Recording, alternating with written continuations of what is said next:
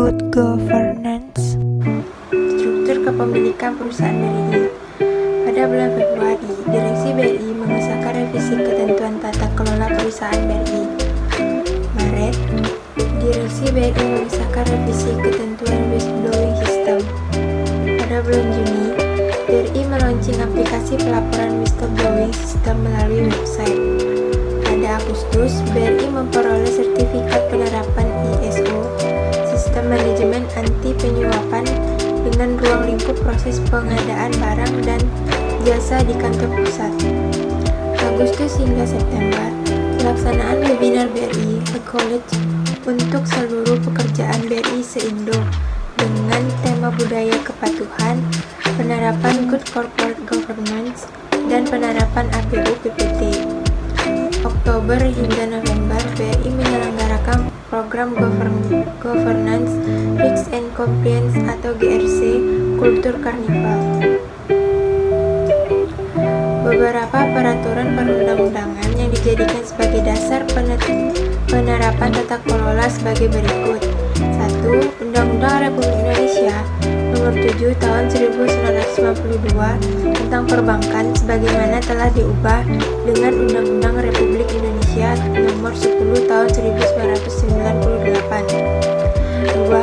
Peraturan Pemerintah Republik Indonesia Nomor 21 Tahun 1992 tanggal 29 April 1992 tentang penyesuaian bentuk hukum Bank Rakyat Indonesia menjadi perusahaan persero. 3. Undang-Undang RI Nomor 19 Tahun 2003 tentang Badan Usaha Milik Negara. 4. Undang-Undang Republik Indonesia Nomor 40 Tahun 2007 tentang Persaroan Terbatas. BRI menerapkan prinsip-prinsip GCG guna meningkatkan nilai dan kinerja perusahaan dalam rangka kelola yang berkelanjutan. Prinsip-prinsip tersebut meliputi transparansi, yaitu keterbukaan dalam mengemukakan informasi dan pengambilan keputusan. Kedua, accountability, yaitu kejelasan fungsi dan pelaksanaan pertanggungjawaban organ bank. 3. Responsibility, kesesuaian atau kepatuhan pengelola bank dengan peraturan perundang-undangan dari prinsip pengelola bank yang sehat. 4. Independensi, pengelolaan bank secara profesional tanpa pengaruh atau tekanan dari pihak manapun.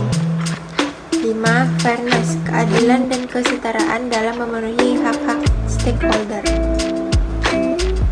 Perumusan prinsip-prinsip GCG untuk mendukung aktivitas usaha berkelanjutan BRI dijabarkan seperti berikut. 1. Transparansi, bank mempunyai kebijakan untuk mengungkapkan berbagai informasi penting yang diperlukan oleh pemangku kepentingan. 2. Akuntabilitas, bank menetapkan sasaran usaha jangka panjang dan jangka pendek yang dipertanggungjawabkan kepada shareholder dan stakeholder. 3. Tanggung jawab, bank berpegang pada prinsip kehati-hatian dan menjamin dilaksanakannya peraturan perundang-undangan, anggaran dasar, dan peraturan internal bank. 4. Independensi, bank menghindari dominasi dari pihak manapun, tidak terpengaruh kepentingan tertentu, bebas benturan kepentingan dan segala pengaruh atau tekanan sehingga bertindak objektif. 5. Kewajaran dan kesetaraan, bank memberikan kesempatan kepada stakeholder untuk memberikan masukan dan menyampaikan pendapat bagi kepentingan bank serta adanya akses keterbukaan informasi. Perlindungan terhadap pemegang saham adalah individu atau badan hukum yang secara sah memiliki saham perusahaan. Pemegang saham tidak melakukan intervensi terhadap fungsi, tugas, dan wewenang Dewan Komisaris dan Direksi.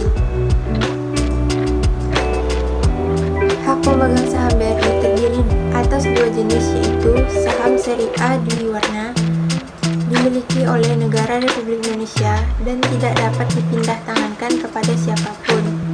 B. Saham seri B dapat dimiliki oleh negara Republik Indonesia dan atau masyarakat. menerbitkan saham seri A Dwiwarna tersebut memberikan hak istimewa kepada pemerintah sebagai pemegang saham utama sebagai berikut, yaitu 1. Hak untuk menyetujui dalam RUPS. 2. Hak untuk mencalonkan anggota direksi dan dewan komisaris. 3. Hak untuk mengusulkan mata acara RUPS. 4. Hak untuk meminta akses data dan dokumen perusahaan dengan mekanisme penggunaan hak dimaksud sesuai dengan ketentuan dalam anggaran dasar dan peraturan perundang-undangan. Saham seri A dan pemegang saham seri B memiliki hak yang sama sepanjang tidak diatur lain oleh anggaran dasar, yaitu 1. Menerima informasi terkait BRI yang akurat dan tepat waktu dengan prinsip kesetaraan informasi terhadap seluruh pemegang saham. 2. Menerima pembagian dividen dan pembagian keuntungan BRI dalam bentuk lainnya sesuai dengan proporsi kepemilikan sahamnya. 3. Menerima pembagian sisa hasil likuidasi bank dalam hal terjadinya kepalikan. Tanggung jawab Dewan Komisaris yang pertama yaitu memeriksa buku-buku, surat-surat serta dokumen lainnya, memeriksa kas untuk keperluan verifikasi dan lain-lain surat berharga, dan memeriksa kekayaan perseroan. 2. Memasuki pekarangan, gedung, dan kantor yang digunakan oleh perseroan. 3. Meminta penjelasan dari direksi dan atau pejabat lainnya mengenai segala persoalan yang menyangkut pengelolaan perseroan. Tanggung jawab Dewan Komisaris yang pertama melakukan keputusan RUPS. 2. Menyusun rencana jangka panjang perseroan, rencana bisnis bank, dan rencana kerja anggaran perseroan dan rencana kerja lainnya serta perubahannya untuk disampaikan guna mendapatkan persetujuan Dewan Komisaris. 3. Menyelenggarakan RUPS berdasarkan permintaan tertulis dari satu atau lebih pemegang saham yang mewakili sekurangnya 1/10 dari jumlah saham yang dikeluarkan dengan hak suara yang sah. Tanggung jawab Komisaris Independen wajib menyampaikan pernyataan independen Komisaris Independen dalam laporan pelaksanaan tata kelola. Komite Audit membantu Dewan Komisaris untuk memperkuat fungsi pengawasan guna meningkatkan kepercayaan publik terhadap pengelolaan perseroan. Komite Audit melakukan pemantauan proses perbaikan secara berkesinambungan atas kebijakan prosedur dan implementasi pada seluruh tingkat organisasi perseroan, termasuk dalam pengendalian internal dan kecukupan proses laporan keuangan. Selama tahun 2020, Komite Audit telah menjalankan tugas dan tanggung jawabnya dengan baik dan melaksanakan rapat sebanyak 24 kali dengan pelaksanaan fungsi pengawasan, diantaranya pelaksanaan penelahan, laporan, dan hal yang perlu mendapatkan persetujuan Dewan Komisaris, antara lain laporan realisasi rencana bisnis, laporan pelaksanaan fungsi audit, laporan keuangan. 2.